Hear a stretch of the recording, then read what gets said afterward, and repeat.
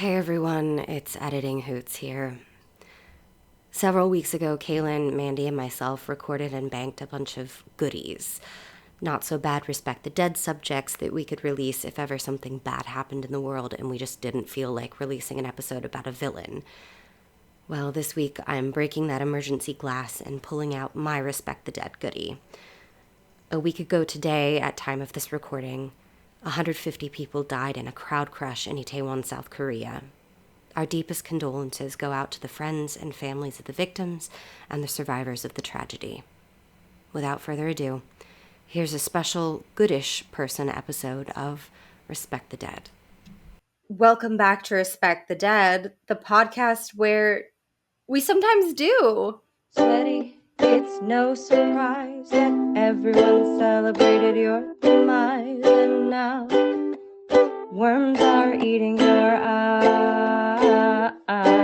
So don't you worry your rotting head as you sleep in your sodden bed. It's time to respect the dead.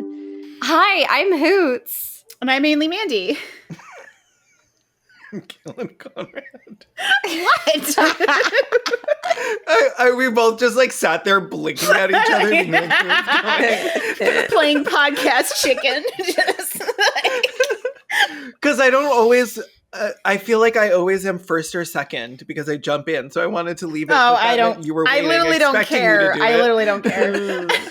A little bit of a Canadian standoff there. It's like that polite thing where you're like dancing with somebody in an aisle trying to get around them, but you also need to get somewhere. Like, no, oop. So hi guys. Today Hi. for our goodie episode, we're talking about Victoria Woodhull. So Victoria Woodhull was born Victoria, California, Clayton.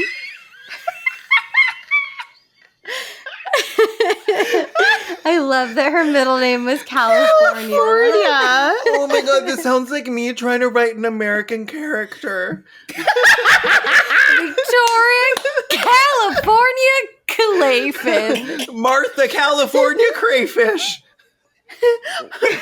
Mary, Florida, American cheese. California. This is like big Carol Marinara energy. It is. Huge Carol Marinara oh my energy. God. California Oh my God. Marinara. That should be your next fake name. It's just a series of like obvious state names. Oh my god, I think my nose is bleeding. I'm laughing so hard. Vermont Jessica. I had a fucking aneurysm. Jessica, Michigan, Shrippy. I don't know. Shrimpy. I was Shrimpy. Michigan Shrimpy. I'm sorry. Oh, You guys, we are halfway through bullet number 1. I'm so sorry. my face aches. I mean, okay, to be fair, we started recording, at 3:30 today, and it's now 7 o'clock, so we've been going for a while, We are and we've been also drinking this whole time. Yeah, So, I'm drinking water for this episode. I switched to water like mid-episode 1. I didn't. I'm still drinking alcohol. Whoops. Yes, I'll Mandy. be hopping back in. I will be hopping back in. I was just like, Same. I haven't drank all week. Same, so I yeah. needed to. I'll drink some water later, but right now I'm like, no, I'm still drinking. My dinner was pasta, so I'm like, I got like a heavy foundation I to barely start with. ate. I'm fine. Same. So, I had- yeah, that's part of it. Yeah, if I had pasta, I could eat. Or I could drink like whatever the fuck I Yeah, wanted. I had pasta with meatballs and like sausage was in it too. It was a very heavy dinner, so I'm only. You need to drink more I'm good. for it to get through all the food. Exactly. Exactly. I had a tablespoon of peanut butter and a slice of cheese. Literally like You setting a know. mousetrap for yourself. Like Your rat food. Just sitting there. And that's how I ate it, in front of my fridge. Yeah, just as you do. So, bullet number 1. Victoria was born Victoria, California, Cleveland, on September 23rd, 1838, in Homer, Ohio.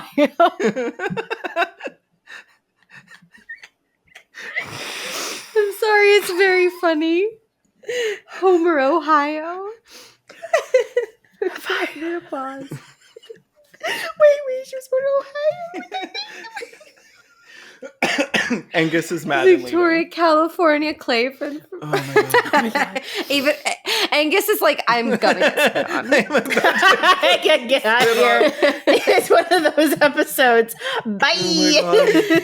Oh no. Oh my god. Sorry, go on. So I'm already crying. Jesus. Okay, keep going. bullet number 2. Victoria was the 7th of 10 children. What are the rest of their names? I don't know all of their names, Kaylin, but the one that is important to this episode is named Tennessee. Of course. Kayla just let his family drink. I knew it was coming. It was Tennessee, Florida, New Hampshire, and the rest. Oh my god. She was really going for 50. She just didn't live that She long. didn't get there. Oh Alaska my was God. next. I love Oh, her God. naming conventions, just like Jessica Texas mixtape. It's like whatever the fuck she can think of. Oh my god. Oh my god. 6 of those 10 children would live to adulthood. So 5 of Victoria's siblings also lived to maturity. Because, again, this was the 1830s. Yeah. Victoria received almost no education growing up. Her mother, Roxy Hummel Clayfin, was completely the names are all going to be funny. Great. Was completely illiterate. Her mom was completely illiterate. And her father, Reuben Buckman Clayfin Esquire. He has an Esquire, even though I don't think... Oh, wait, I was about to say I don't think he was a lawyer. Apparently he was a lawyer, but he didn't really work as a lawyer. He was mostly a con man and a snake oil salesman. And, okay, this is not funny. He regularly beat Victoria and possibly also sexually abused her, but this is like a matter of some dispute among biographers. She has stated some things about her father that some biographers think imply that there might have been sexual abuse, and other biographers are like, we can't know that for sure. So we don't know that for sure. As a child, Victoria became a follower of Franz Mesmer, of mesmerism or hypnotism. Mhm. And she became deeply involved with the American spiritualist movement, which was huge in the 19th century. Spiritualism, for anyone who doesn't know, is a social and religious movement with the core beliefs that the continuity of personality after the transition of death and the possibility of communication between those living on Earth and those who have made the transition are both real and possible. So Victoria believed that she could heal the sick and communicate with the dead, so her father put her and one of her sisters, Tennessee Clayfin, to work, telling fortunes and contacting spirits, as well as offering snake oil cures for ailments ranging from asthma to cancer. The spiritualist movement was a huge deal in the US and in Great Britain in the 19th and early 20th centuries.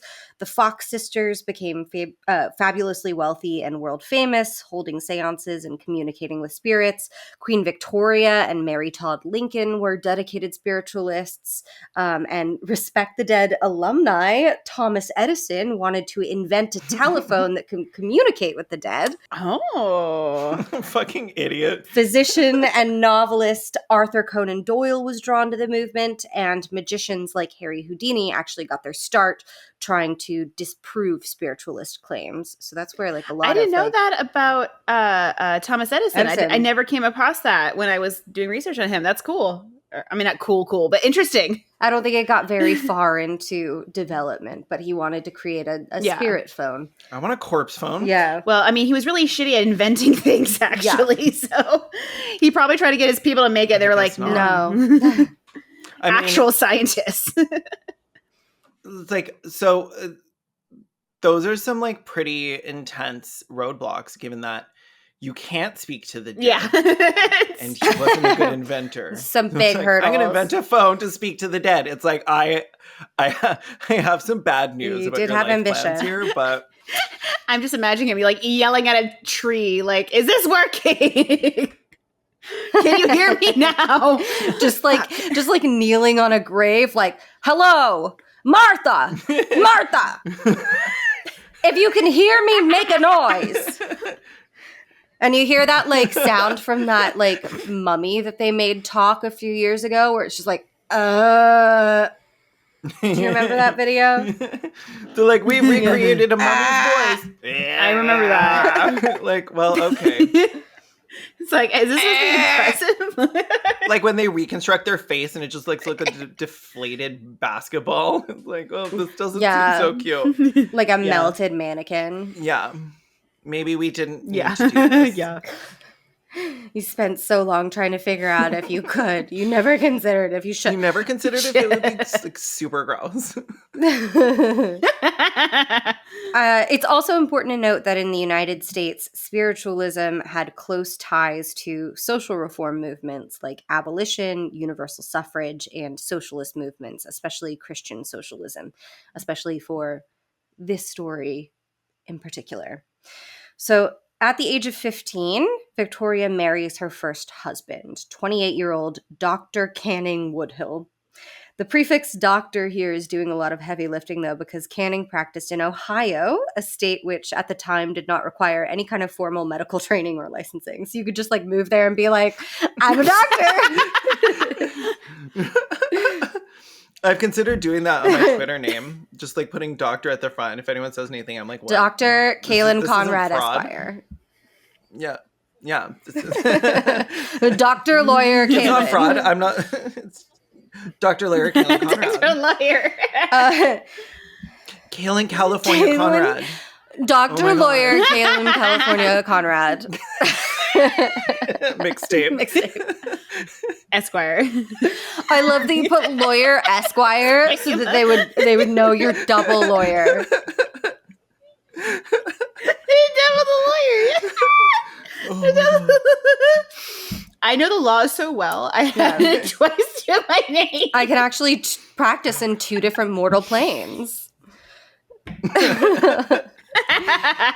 So Victoria bore Canning 2 children, Byron and Zulu. Problematic name. But soon discovered that Canning was a philandering alcoholic who neglected the family, so Woodhull worked as a seamstress, store clerk, and stage actress to support all of them. Eventually, she grows tired of Canning and divorces him, after which she becomes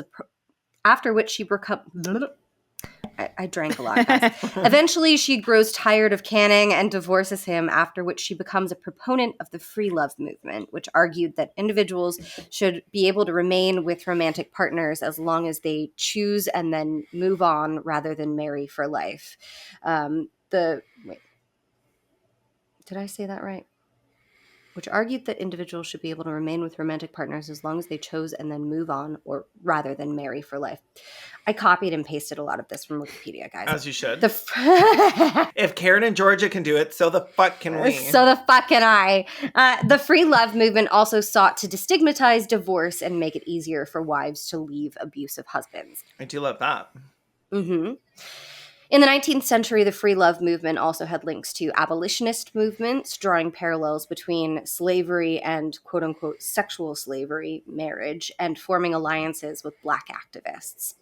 In 1871, Victoria would state, "Yes, I am a free lover. I have an inalienable constitutional and natural right to love whom I may, to love as long or as short a period as I can, to change that love every day if I please. And with that right, neither you nor any law you can frame have any right to interfere." I love that. I would say that's a fucking Queen. banger of a quote. That's I'm here for that.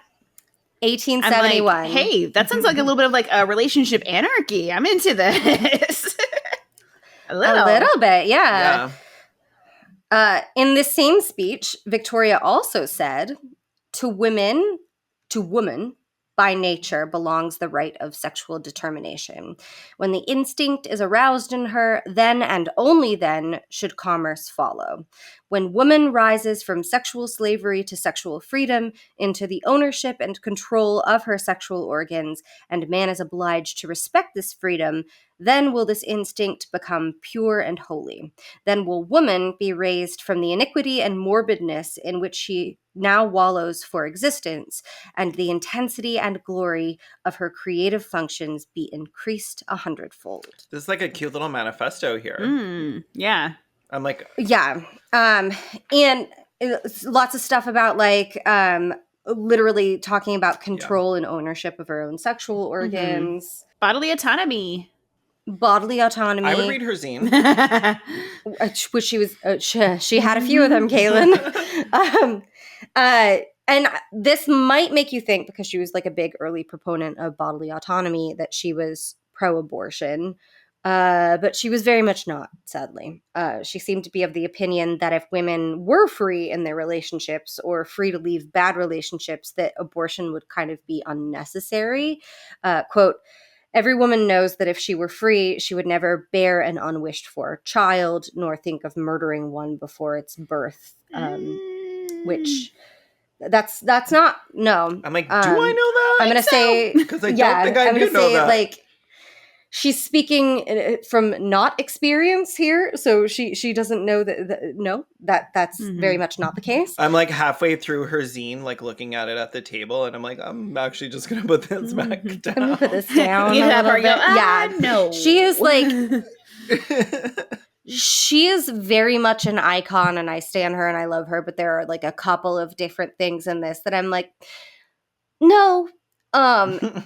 However, the things that I'm mostly thinking of are things that it's like, oh, if you had been born like a few decades later, you would have seen these things taken to their logical conclusion, and you would have like changed your opinion. Because this is like, this opinion is based on an assumption that is wrong. And exactly. If she had like lived a few decades later and like abortion was legal and also no-fault divorce was legal, she would have been like, oh, actually there are situations in which people who love each other very much still need to terminate pregnancy. And I've changed my opinion. Well, she didn't have the medical information to understand like the certain risks that come with pregnancies. Like she, like, yes, people like died in childbirth or whatever, but she's probably like, oh, when that doesn't need to happen anymore, like no one will need to do this. Like there's so much context she didn't have. So yeah, that's and fair. She was very much the kind of person to think like, if it's a good, and we'll get to more of this later, if it's a good match, she won't die in pregnancy because so that's just bad science because she is a snake oil salesperson and doesn't she's understand a spiritualist medicine. And she believes that like a happy, you know, if you have good vibes, then everything works out fine. It's literally that. Good vibes, good baby. It's literally that. It's like if you make a good match and you're in a happy relationship, you'll have a healthy pregnancy. It's the secret, but not. The secret is that's not how this works. Yeah, exactly. And she very much equated abortion with murder. Quote, many women who would be shocked at the very thought of killing their children after birth deliberately destroy them previously. If there is any difference in the actual crime, we should be glad to have those who practice the latter pointed out. The truth of the matter is that it is just as much a murder to destroy life in its embryonic condition as it is to destroy it after the fully developed form is attained. For it is the self-same life that is taken. So not all of her opinions were great or based. However, because of her public advocacy of free love, friend of the podcast, political cartoonist Thomas Nast, who drew pictures of James Blaine. Nast! Hey! I remember him. Drew this cartoon of Victoria Woodhull that I'm going to drop in the chat and is fucking iconic. I love it so much. Hang on, I'm copying and pasting now. I'm excited. I hate how she was like, the truth of the matter is, and it's like, not there's truth. Like literally no science behind it at all. It's just like, here's the truth, my opinion. Here's what I feel is it's an editorial, honey. Here we go. So this was Thomas Nast was parodying her for advocating for free love. This is her. Oh my god! I want this printed out. This cartoon. He's called her Mrs. Satan. Get thee behind me, Mrs. Satan. Mm-hmm. I'd rather travel the hardest path. of matrimony then follow your footsteps. Yes. So he has drawn a woman married to a drunken husband, carrying her alcoholic husband on her back uphill along with 2 infants. And the woman is yelling at Victoria, who is the devil.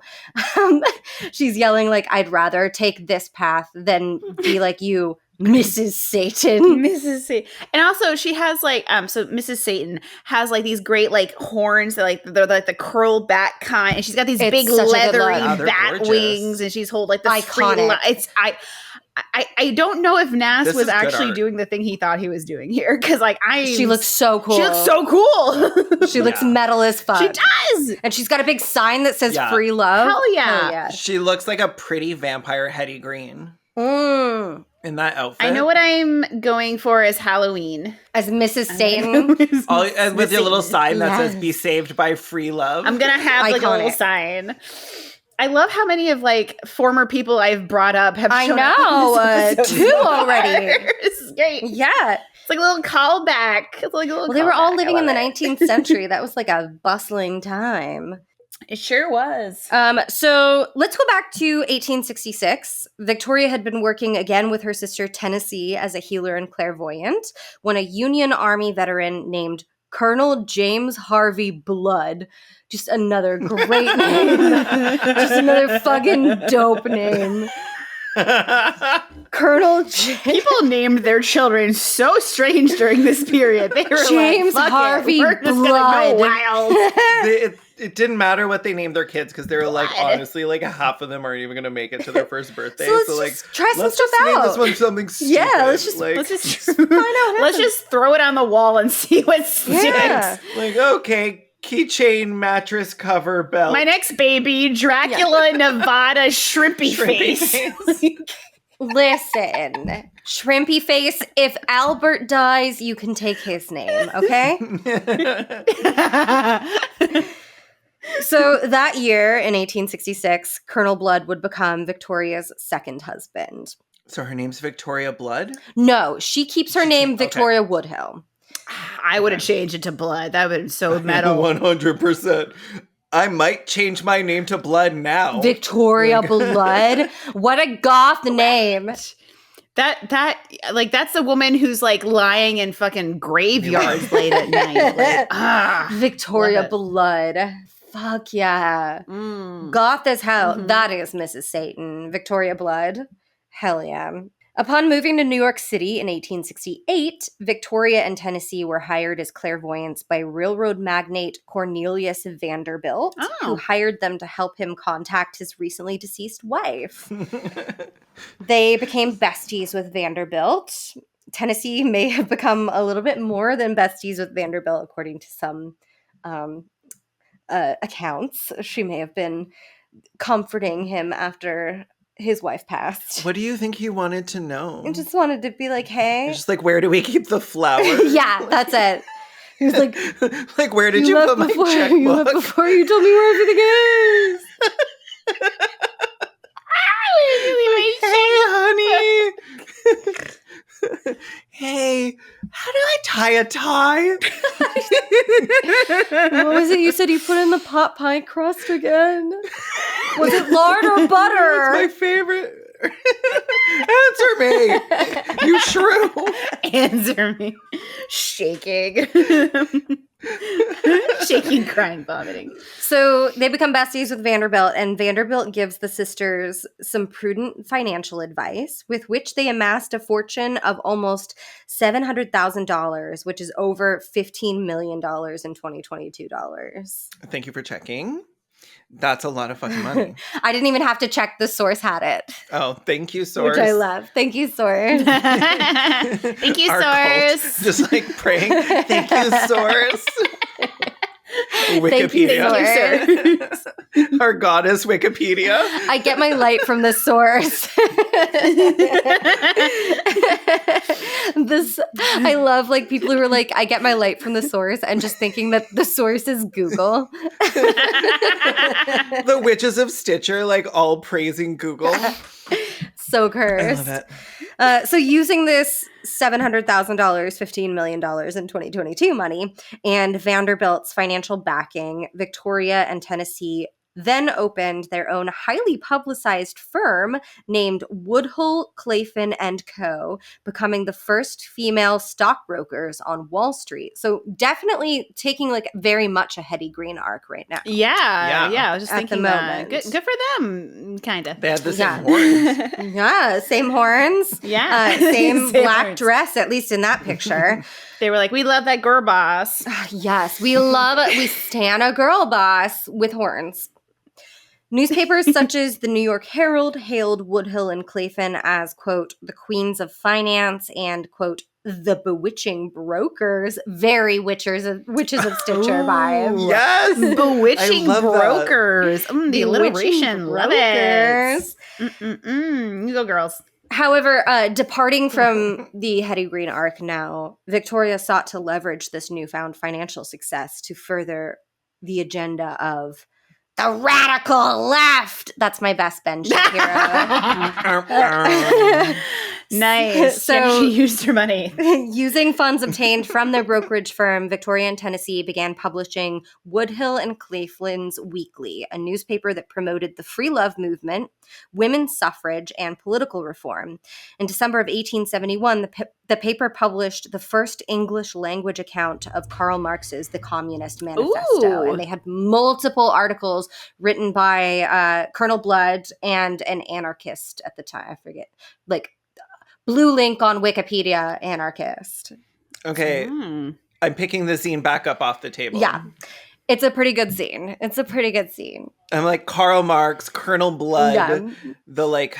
the witches of brokerage or whatever the fuck it was. The bewitching brokers The witches of brokerage. with her sister Tennessee, Alaska, South The Dakota. bewitching brokers of Stitcher. It actually kind of Tennessee, is. Alaska is a gorgeous name. All of these names also sound like drag queen names. by They the way. Like Tennessee, Alaska. Victoria Blood would be such So- a fantastic fucking like Dragula performer. Yes. Like Victoria Blood is Yep. dope. Yeah, Victoria Blood is dope. Tennessee, Alaska sounds like she would have a sister named McKaylee. That's just my name. Kenlin. You're just basically saying my name. Very white. Mick Kalin and Mick Conrad. Kaylin Anytime anyone's like, Radcon. oh god, look at these people. Look fucking, oh, if it isn't Kayleen. And I'm like,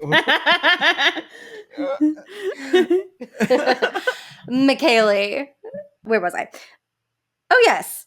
The newspaper's other main focus, which was Victoria Woodhull's campaign for the presidency of the United States.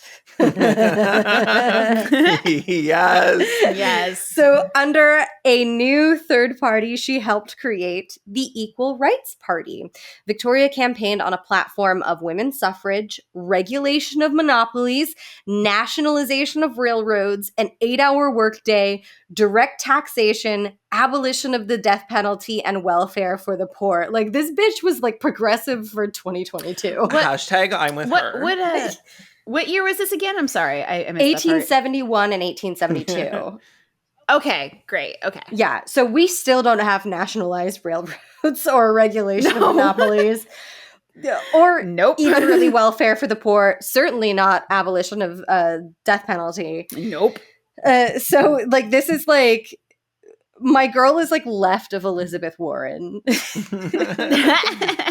She also took a unique stance on sex work. So she spoke out against prostitution publicly, like she didn't like it. And she actually categorized marriage for financial gain as a form of prostitution. But in Woodhull and Claflin Weekly, in her magazine, she argued in favor of the legalization of prostitution. So she was like, I personally don't like sex work. I think it's immoral, but we should decriminalize and actually legalize it and put it into our legal codes. So I kind of like, I gotta respect that too. Like, I'm kind of happy with someone being able to say, like, this isn't something I think I'm very comfortable with myself, but it should still not be as stigmatized. Yeah. So, like, I'll give her a little credit for that. I wish she could have said that about abortion. Me too. Yeah, I wish she could have said that about abortion. I was going to say also kind of like the whole marrying for financial gain being akin to prostitution. That definitely sits a little weird with me because I'm like, I think I know what she's saying. I don't know. It just in that like, yeah, nobody should be so hard up for money that they're required to marry someone for support, because back then, especially women obviously are not offered the same abilities to like own property and advance in careers as men. So like to her, like that, it wasn't so much about like, you can't be like a gold digger or whatever, right? Like she was like, nobody should be in the position where they have to do this because this is like, so like I kind of get it, but also like, I don't know, don't tell me what to do. Like, what if I want to get married for money? Right. What if I want to marry a 95-year-old millionaire? Right. And then feed him a bunch of bad food. Right. And it's also like a lot of high cholesterol. Admittedly, there's a part of me looking. We're having cheese eggs tonight, honey. Here you go. Eat some flaming hot Cheetos. It'll be fine. Admittedly, part of it is also. Here's your steak with a Kraft Singles melted over the top. We're having steak and eggs, honey. Steak and egg yolks tonight. Here, have some more butter sauce. And the eggs are like those giant duck eggs or goose eggs. Just like extra yolky. Yeah, and admittedly, some of it is a little bit like the whole like modern day looking back a little bit and be like, also the word prostitute just always gets me weird. So that's part of it too, but also they probably didn't really talk about sex work in the same way. I don't think now. they so were like, using the term sex work. I'll recognize that's part of me. Yeah, no one was probably using that word. So like, I get it. That's no, but it still hits my ear in the same way where I'm like, ew. Yeah, it's one of those things. Exactly. Where you go, but, yeah, you know. same. But even that is like very recent. Because it's not like she was calling herself that, right? Like, yeah. In a letter to the New York Herald announcing her campaign, Victoria wrote, "While others argued the equality of women with man, I proved it by successfully engaging in business. While others sought to show that there was no valid reason why women should be treated socially and politically as being inferior to man, I boldly entered the arena of politics and business and exercised the rights I already possessed." Queen. Yeah. She nominated abolitionist Frederick Douglass as her running mate, though he technically never responded to the nomination and campaigned for her rival Ulysses S. Grant. She was active in the women's suffrage movement in the United States, becoming the first woman to testify before a committee of the U.S. House of Representatives in 1871 when she tried, and granted, obviously failed, to argue that women already possessed the right to vote under the 14th and 15th Amendments. But I think the fact that she wanted a Black man, like a literal former slave, to be her running mate for president sets her apart from a lot of the most prominent women in the suffrage movement, because although the universal suffrage movement supported largely, though not like completely, a pro-abolition platform, it was still mostly exclusionary of Black Americans, especially after the ratification of the 15th Amendment, because a lot of that kind of drove a rift between abolitionists and suffragists who saw basically like Black men getting the vote before white women, and that made them very mad. Yeah. There was a lot of angry white ladies. Mm-hmm. So while she was very active with the movement, other prominent American suffragists like Elizabeth Cady Stanton and Susan B. Anthony, who initially liked her and respected her, would come to regard her as, quote, lewd and indecent. I stand. And when they and Matilda Jocelyn Gage published a comprehensive history of the movement in the 1880s, they just excised Victoria from it entirely. They pretended she had nothing to do with it. Nice. Even though she was the first woman to go before the U.S. House of Representatives. This is literally erasing women. Literally. Like erasing women from TERFs history. Erasing women. What specifically? What did they claim made her so lewd? Was it because of the being associated with the free love movement that made her lewd? It was definitely the free love movement. Yeah. It was definitely she was too much of a slut. Yeah. Yeah, and well, she had a sexuality, so it was she was a woman. So lewd. It was also that like she would eventually. This was the only time she officially like ran and campaigned for president, but she tried to get nominated 2 more times. And they also viewed her as like a little bit of an attention whore for like wanting to do it, because they still very much believed that like we should have the right to vote, but we are still second in command. We are the neck that turns the head of the husband, you know? So the fact that she is consistently running for president just means she wants the attention, and that's very indecent. And gotcha. Okay, so we should let women have more power, but power like almost behind the scenes, not be so like attention grabby, not too like look at me. Okay, I get it. No. Yeah. At least with that wing of the suffragist movement. The whole suffragist movement is much bigger. There are also militant suffragists, and there were like socialists and anarchists. And, it's different bits, and it also depends on like where you are. And but with those 3 women that wrote that history, who get their faces on coins, they were very much the civility wing of the movement. Respectability politics. Yeah. Thanks a lot, you coin-faced hags. Coin-faced hags. I love it. I love it.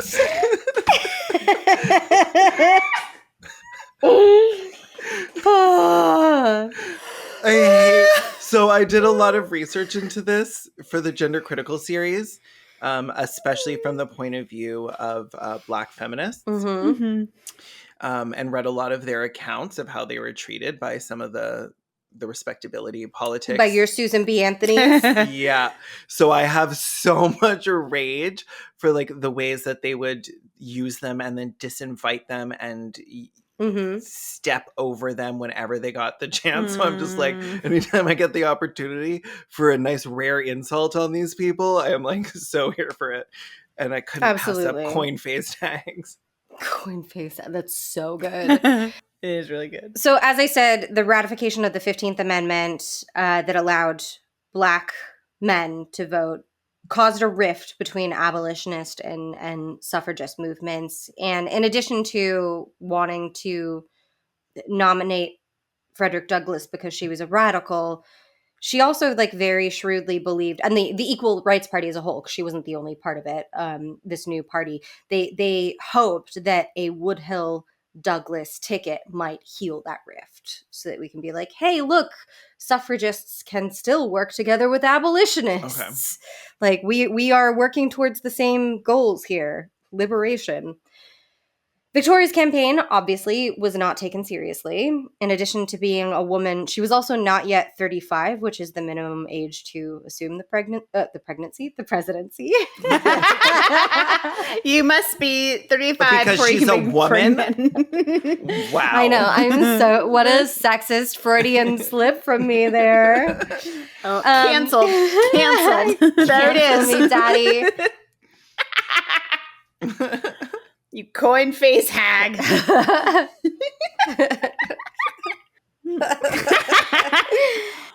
So she was 34 when she was running, 33, 34 when she was running for president, and she would not be 35 until 6 months after Inauguration Day. So she technically, in addition to being a woman who wouldn't have been allowed to be a president, she was a little bit too young. Like eligible. But she was like, I don't give a fuck. I've already got a uterus. Like, who cares? You already hate me, so who fucking cares? Yeah. Like, good for her. She would get no electoral votes, and what little popular votes she got were not even counted. Oh, really? Aw. Yeah. That happened to my friend Donald once. They just threw out all the votes for him. No way. And he was supposed to win the election, and he didn't. Oh, poor Donald. So rude. You'll have to talk about him on the next Goody episode. when he dies. Well, I do hope we'll do an episode on him sometime very soon. So when Election Day came in November of 1872, however, Victoria Woodhull spent it in jail. Twist. The November 2nd, 1872 issue of Woodhull and Claflin's Weekly, which is like such a hard magazine name to say. Woodhull and Claflin's Weekly. Woodhull and Find another Claflin's one. WCW. Yeah, it doesn't sound any better that way. No. Yeah. Wiki. Nope. Not going to do that. So the November 2nd, 1872 issue was dedicated to spilling some piping hot tea about Henry Ward Beecher, Harriet Beecher Stowe's brother. I don't know any of these people, but I'm so excited. Harriet Beecher Stowe wrote Uncle Tom's Cabin. Yeah, like big, yeah. So her brother, who was a prominent Protestant minister in New York, had an adulterous affair with a woman named Elizabeth Tilton, and he also, in his sermons, would regularly speak out against the free love movement. So Victoria called out his hypocritical rat ass in her magazine, and she got arrested and jailed for publishing obscenities. Because you weren't even allowed to talk about that. And she was like, fucking Harry Ward Beecher is fucking Elizabeth Tilton in the confessional. Do they have those in Protestant churches? I don't know. This just sounds... This sounds like a horror clue. It was Harriet Beecher Stowe's brother in the confessional with that bitch.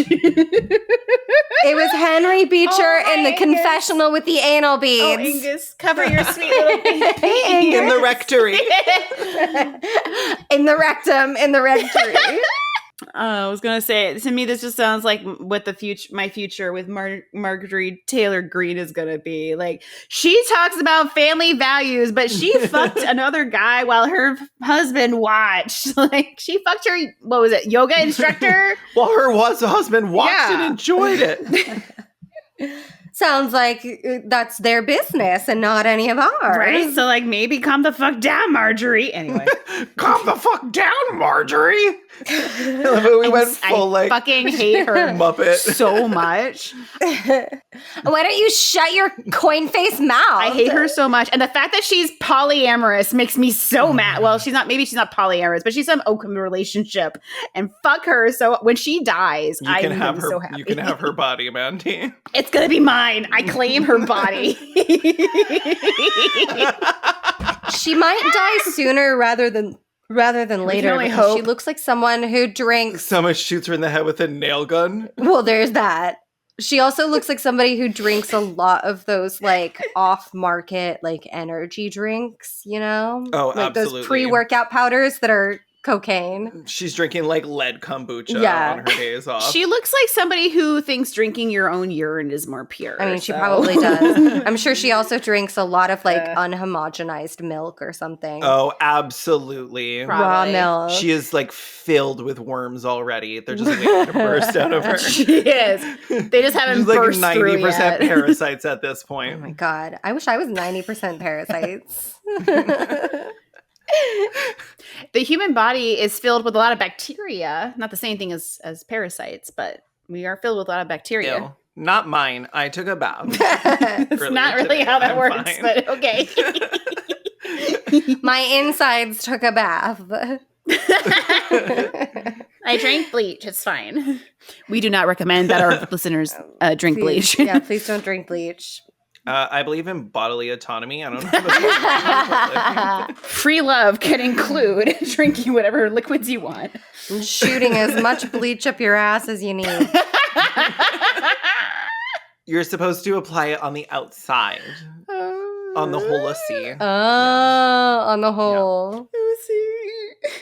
So the subsequent legal issues over the obscenity charges lasted for several years, forcing Woodhull and Claflin's Weekly to shut down publication, and the eventual trial resulted in a hung jury. Victoria would try for additional presidential nominations in 1884 and 1892 to no avail.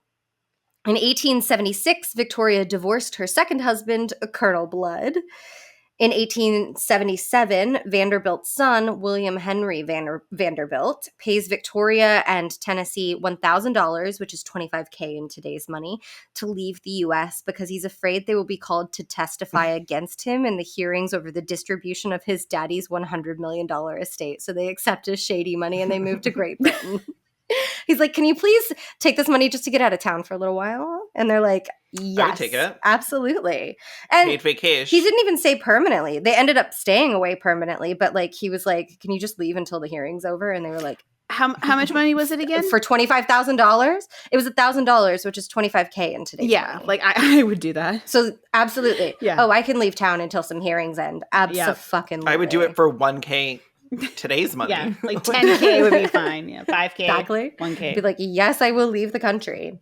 So it's also notable, like I said, she left in 1877. So it's notable that her subsequent attempts at presidential nominations in 1884 and 1892 were made while she was officially living abroad. So it's like, girl, honey.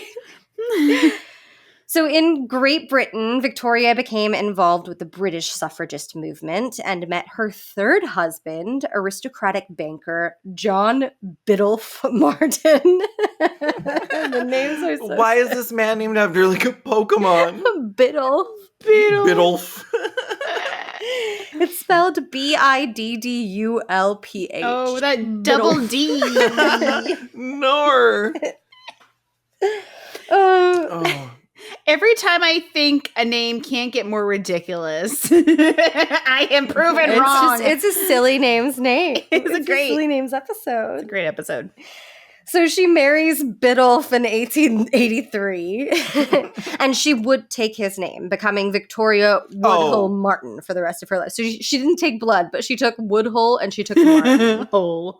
What a loser. So with her daughter Zula, who was originally Zulu, they eventually started calling her Zula, which I guess was like because maybe like having a little white girl named Zulu is weird and you shouldn't do it.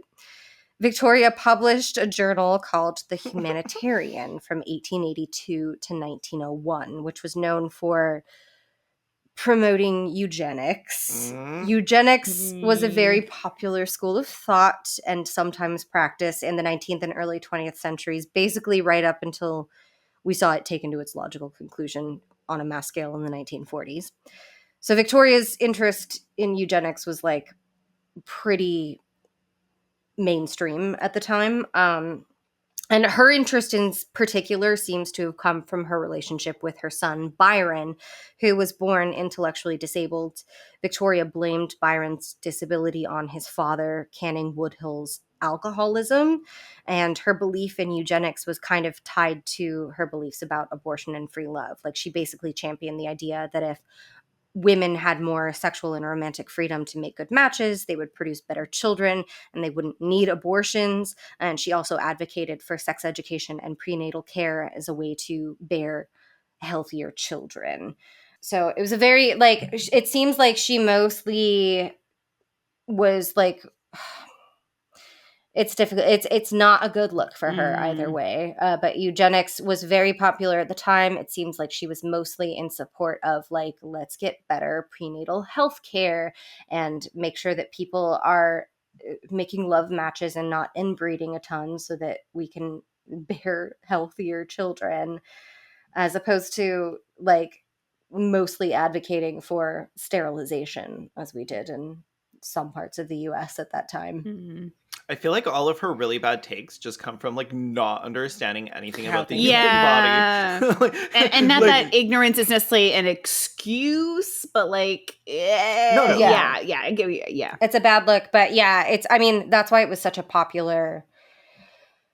It was a popular thing at the time. Like it was very, very mainstream to support eugenics because we hadn't seen it followed to its logical conclusion at that point yet. And I mean, it's not like there aren't people today who are still sort of into the kind of what I like to call, quote, soft eugenics, even now, of being like, oh, well, poor people just shouldn't have babies because they can't afford it. It's like, why can't they afford the babies? Why can't they afford the babies? Think about it. Yeah.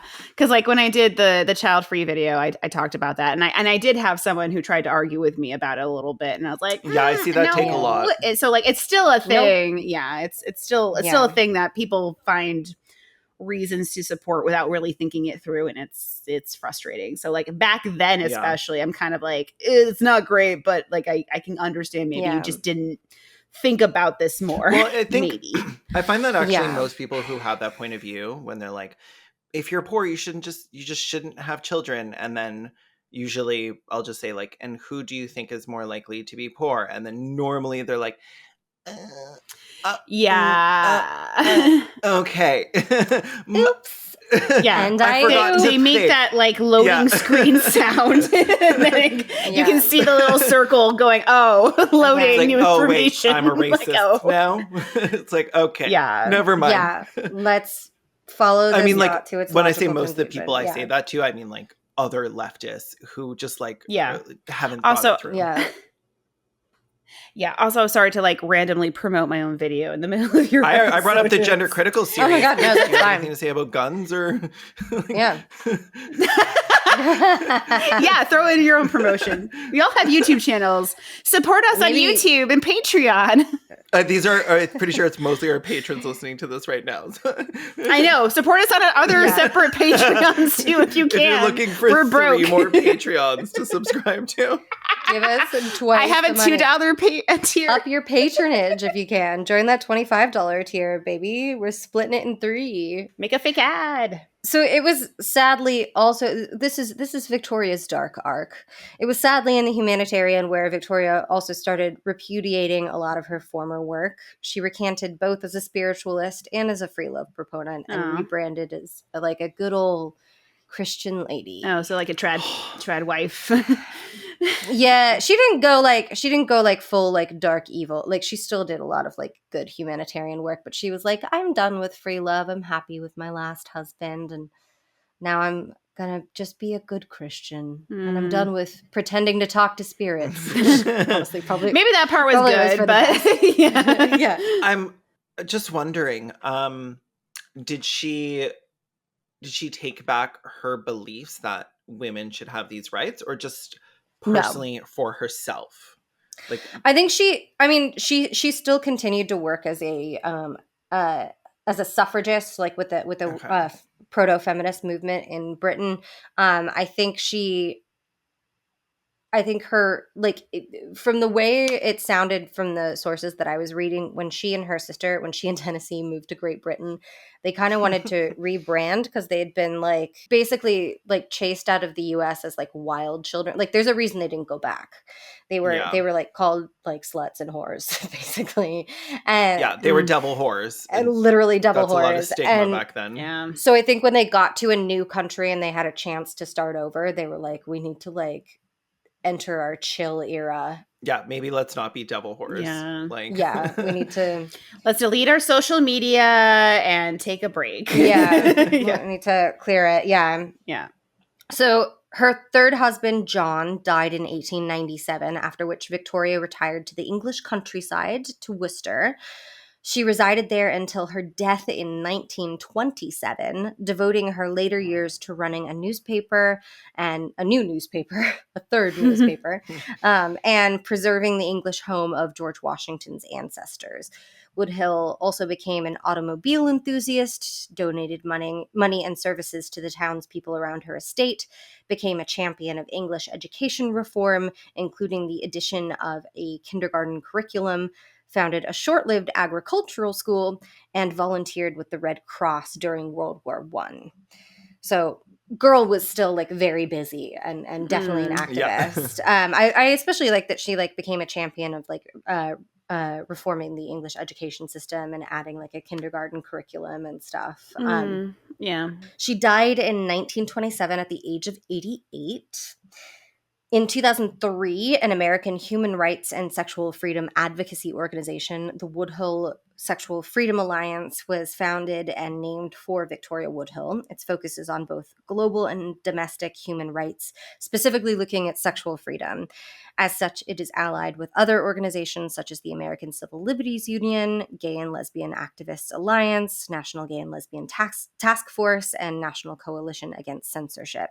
Their work included forming a coalition to sponsor their first Transgender Day of Action in Washington, D.C., preceding the first Transgender Day of Remembrance, and Woodhull's lawyers were the first to file legal action against the FOSTA-SESTA legislation. Oh, nice. To quote Ricky Levy, president and CEO of Woodhull, quote, "FOSTA chills sexual speech and harms sex workers. It makes it harder for people to take care of and protect themselves." In 2010, the organization awarded their Victoria Woodhull Sexual Freedom Award to Kushaba Moses Moreko, I hope I said that right, an individual from Uganda who sought asylum in the United States due to his sexual orientation. And another yike, in 2012, Buck Angel served on the organization's board of directors. Oh, no. No, not Angel Buck. Not Angel Buck. I mean, Oh, no. He's a trans porn star, so I guess I understand why he was on the board of directors. Yeah. Today, Mary L. Shearer, great-great-grand stepdaughter of Colonel James H. Blood, owns the trademark Victoria Woodhull R with a circle around it, which is weird and kind of fucked up. She owns Victoria Woodhull's name as a trademark. And when Victoria was posthumously awarded the Ronald H. Brown Trailblazer Award from the St. John's University School of Law in Queens, New York, Shearer accepted the award on Victoria's behalf. Okay. She is the great-great-grand stepdaughter of Victoria's second husband. Not even one of Victoria's direct descendants, but whatever. All right. Composer Victoria Bond wrote an opera titled Mrs. President about Victoria in 2012.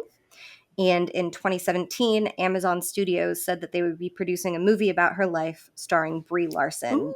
No idea what's going on with that, because that was 2017 when they announced it. Probably in production hell right now and is not really moved forward. Yeah, who knows if it'll ever happen. Which is too bad because I like Brie Larson. She's fine. So yeah, and she'd be really good. And I'll at the end here, I'll send a couple of photos of Victoria so you can see what she looked like. Mm-hmm. But I want to close out by noting that when SCOTUS, the Supreme Court of the United States, made its 2003 decision in Lawrence versus Texas, which effectively made same-sex sexual activity legal in every U.S. state and territory under the constitutionally protected right to privacy, some of the arguments used to win that case were used more than a century earlier by Victoria Woodhull.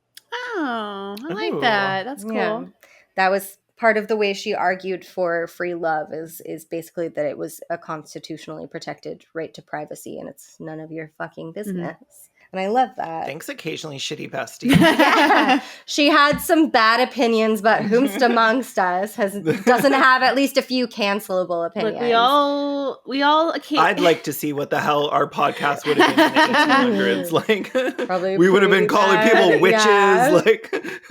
I'm going to post some pictures in the chat. Sometimes you have a problematic, bewitching broker bestie. I don't know if I did them all. What a handsome woman. Yeah. Oh, I like that outfit. Yeah. She's beautiful. Yeah. Okay, I'm going to drop another one. That was the oval portrait, right? Yeah. Yes. Here's one of her just casually leaning on a desk. Or maybe it's a piano. Can't really tell, with a hat. Oh, I like the hat. She looks very warm. Look at that. Yeah, there's something about her. She is not just pretty, but also she looks like she's cheeky. She's got a little light behind her eyes. Yeah, that's it's a great hat. That's a really good hat. I like the last picture. This last picture where she looks like she's thinking is my favorite. Oh, I like that. That'd be a good profile picture. Yeah. Oh, that's cute. That's for all of her social media. I love her hair.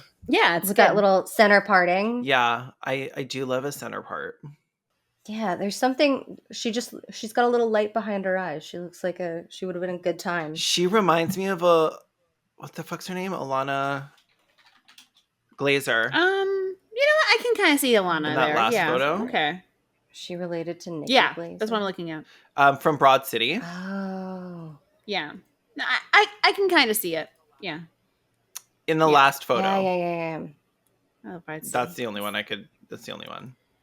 I think it's just the like sparkly little, the mischievousness is what's doing it for me. Mischievous eyes. Yeah, definitely.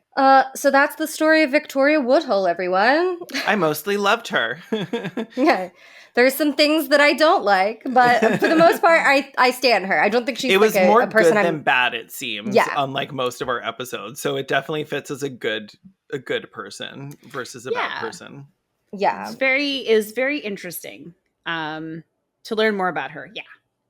I hope she didn't ride a toothy slide to hell. I hope she just like tripped on a couple of teeth on her way up to heaven. I mean, she kind of stumbled a little bit. I mean, if I was those ghosts that she was pretending to talk to, I would probably pull her down to hell. Or being like, you told my husband that I was resting at peace and that I would see him in heaven, and I am in fucking hell. You bitch. I you mean, liar. And he spent so much of his money trying to talk to me, and I was trying to tell him to like not spend that money, and I'm very upset now. As scammer stands, though, we have to love. As a scammer stand, like, the classic scam is telling someone that you can speak to them. And also just some of the things that she did stand for, like in terms of like abolition and stuff, like stuff that we still don't fucking have, is very good stuff. So, you know, good for she was good for definitely her very progressive for her time. Yeah, for sure. So thanks for telling us all about her, Hoots. That was really really fun. And thanks for telling us all the fun names. I think we enjoyed those quite a bit. I will literally never remember this woman's name. I will be calling her something. Victoria Blood is her name in my heart. Victoria Blood is so tight. It's so good. Victoria, California Clayfin. Okay, I was calling her Veronica, Michigan in my head right now, but I wasn't too close. Veronica, Michigan. It's like Sheen Veronica Mars. Like discount. Thank you so much for listening to this episode of Respect the Dead. You can follow Respect the Dead on Instagram and Twitter at _Respect the Dead. If you want to follow us individually, you can find our socials in the show notes.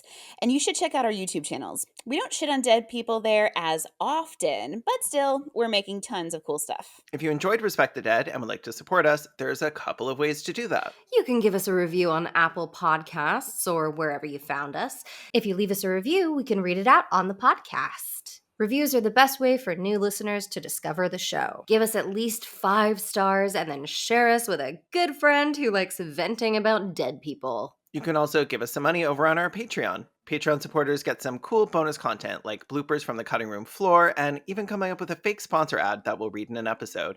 It has to be a fake business though, not your MLM, Henny.